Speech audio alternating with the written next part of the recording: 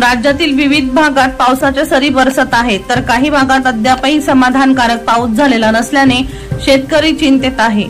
शेतकरी पेरणीसाठी चांगल्या पावसाची वाट बघत आहेत। दरम्यान आजही राज्यात जोरदार पावसाची शक्यता वर्तवण्यात आली आहे। आज राज्यातील काही भागात पावसाचा ऑरेंज अलर्ट तर काही भागात पावसाचा येलो अलर्ट जारी करण्यात आला आहे। हवामान विभागाने दिलेल्या माहितीनुसार आज कोकणात मुसळधार पावसाचा इशारा देण्यात आला आहे। कोकणातील रायगड आणि रत्नागिरी या 2 जिल्ह्यांना पावसाचा ऑरेंज अलर्ट जारी करण्यात आला आहे, तर पश्चिम महाराष्ट्रातील पुणे आणि सातारा या 2 जिल्ह्यांना पावसाचा येलो अलर्ट जारी करण्यात आला आहे। तसेच सिंधुदुर्ग जिल्ह्यात देखील पावसाचा येलो अलर्ट जारी केला आहे।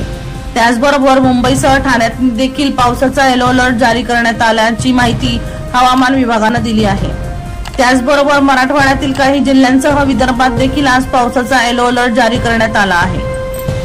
वर्षा लोहार यांचा खास रिपोर्ट V1 लाईव्ह जळगाव।